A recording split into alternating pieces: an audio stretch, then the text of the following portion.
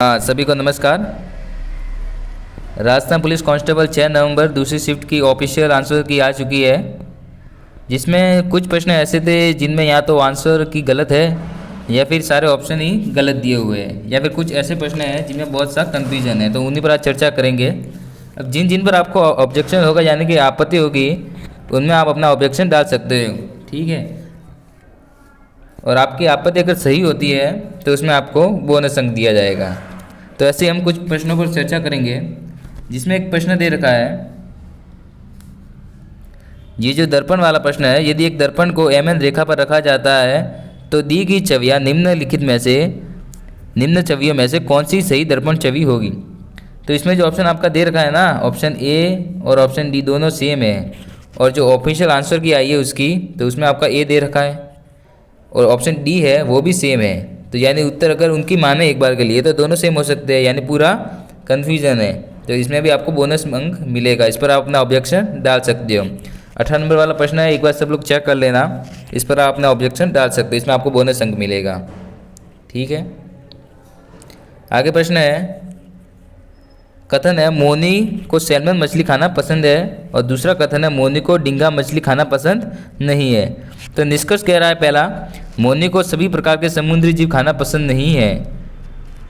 और अगर हम कथन की माने पहले कथन की, तो सैल्मन मछली वो खाती है, यानी कुछ समुद्री जीव वो खाती भी है। तो पहला कथन है, पहला जो निष्कर्ष है वो हो जाएगा गलत, यानी पहला कथन है उसका अनुसरण नहीं करती, ठीक है। दूसरा का निष्कर्ष है, मोनी को सभी प्रकार के समुद्री भोजन खाना पसंद है, लेकिन दूसरे कथन में कहा गया है कि उसे झींगा मछली खाना पसंद नहीं है।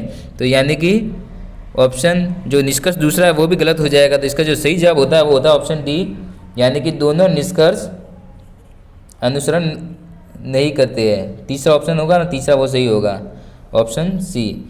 लेकिन इसने दे रखा है ऑफिशियल आंसर की में ऑप्शन ए, जो कि गलत है। तो इसमें भी आपको बोनस मिलेगा, इस पर अगर आप अपना ऑब्जेक्शन डालते हो तो, ठीक है।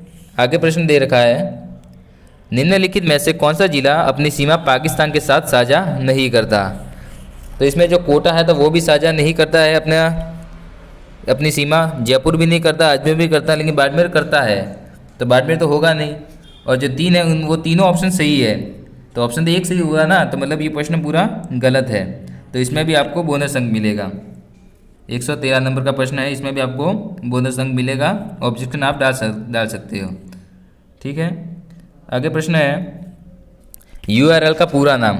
अभी इसमें बहुत जन कन्फ्यूज हो गए हैं, क्योंकि बहुत सी किताबों में लिखा हुआ है ऑप्शन ए यूनिवर्सल वाला, यूनिवर्सल रिसोर्स लोकेटर, और कई जगह लिखा हुआ है option be uniform resource locator. तो इसमें दोनों सही होते हैं, लेकिन अगर कुछ किताबों में ये दोनों लिखे हुए, कुछ में एक लिखा हुआ और कुछ में यही लिखा हुआ है, तो इसमें भी आप अपना ऑब्जेक्शन डाल सकते हो। ये दोनों ऑप्शन सही होते हैं। अगर इसमें आप अपना ऑब्जेक्शन डालते हो तो इसमें भी आपको बोनस अंक मिलेगा। अगला प्रश्न दे रखा है, मोशन डेटा को, ये सही है ये वाला। आगे प्रश्न है, निम्नलिखित वर्गों के बीच संबंध का सबसे सर्वोत्तम निरूपण करने वाले वेन आरेख का चयन करना है। अभी देखो, अभी पहला पशु है, फिर है पौधे, ये दोनों तो अलग हो ही गए हैं। अभी आता है खरगोश। तो खरगोश है वो पशुओं में नहीं आता। पशु कौन होते हैं, जो जिन्हें हम पालते हैं। तो खरगोश पशु में नहीं आता, वो जंगली भी हो सकता है, ठीक है। तो यानी जिसका जो आंसर है वो होगा, सही आंसर होगा बी, लेकिन इसने दे रखा है ऑप्शन डी। तो इस पर भी आप अपना ऑब्जेक्शन डाल सकते हो, ठीक है। तो इसकी भी ऑफिशियल आंसर की में इसका आंसर गलत लिखा हुआ, इसमें आप ऑब्जेक्शन अपना डाल सकते हो, इसमें भी आपको बोनस अंक मिल जाएगा।